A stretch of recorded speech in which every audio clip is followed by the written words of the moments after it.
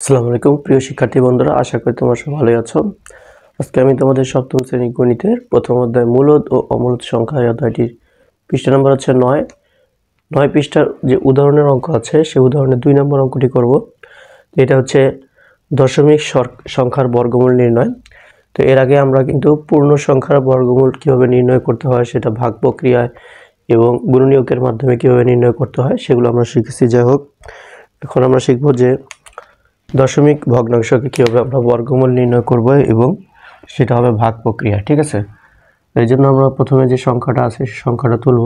সংখ্যাটা হচ্ছে 0.002916। তো আমরা দেখতে পাচ্ছি এটি একটি দশমিক সংখ্যা। তো এই সংখ্যাটির দশমিকের বাম পাশে কোনো সংখ্যা নেই, শূন্য আছে, তার মানে বাম পাশে কোনো পূর্ণ সংখ্যা নাই। ঠিক আছে, তো ডান পাশে 6টা অঙ্ক আছে, তার মানে দশমিক যে সংখ্যা আছে সেটার আমাদের বর্গমূল নির্ণয় করতে হবে। তো এই জন্য আমরা কি করব, দশমিক সংখ্যার দশমিকের পরে যে সংখ্যাগুলো আছে অর্থাৎ দশমিক সংখ্যার বাম পাশ থেকে আমরা 2টা করে অঙ্ক নিব এবং এভাবে জোড়া করব এবং প্রতি জোড়ার উপরে আমরা এভাবে রেখা টানবো। ঠিক আছে, এরপরে আমি ডান দিকে একটা দাগ দিলাম। এখন যেহেতু এখানে দশমিক সংখ্যা দিয়ে শুরু হচ্ছে 0 তাহলে ভাগ করে আমি 0 দিয়ে নিব। ঠিক আছে, 0 দিয়ে নেব। এরপরে পরের যে সংখ্যাটা সেটা হচ্ছে 0। তো 0, এখানে 2টা শূন্যর জন্য আমরা ভাগফলে একটা 0 বসাবো। ঠিক আছে, তাহলে একটা 0কে কত দিয়ে গুণ করলে 0 হবে? 0কে 0 সাথে যদি এখন আমি 0 গুণ করি, এখানে যে সংখ্যাটা আমার লিখব ভাগফলে তার বর্গ আমি এখানে লিখব। তার বর্গ মানে এখানে যে সংখ্যাটা আছে ওই সংখ্যাকে ওই সংখ্যা দিয়ে গুণ করে গুণফল এখানে লিখতে হবে। তাহলে 0 আছে, এখানে 0-এর সাথে 0 গুণ করলে হবে 0। ঠিক আছে, তাহলে বিয়োগ করলে আমরা 0ই পাবো।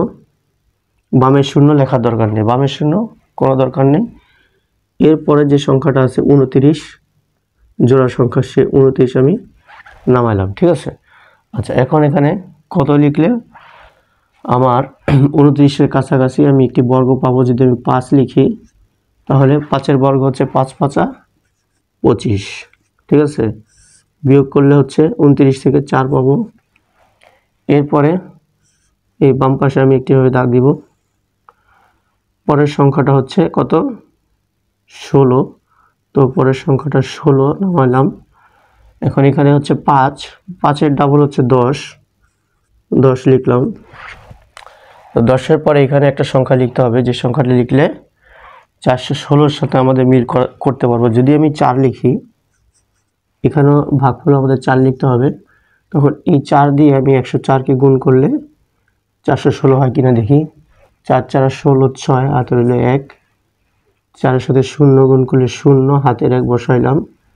4-এর সাথে 1 গুণ করলে 4×1 = 4, বিয়োগ করলে 0। তাহলে আমাদের ভাগশেষ নাই, ভাগফল হচ্ছে এই দশমিক সংখ্যাটা, আর এটাই হচ্ছে আমাদের নির্ণেয় বর্গমূল। ঠিক আছে, অতএব নির্ণেয়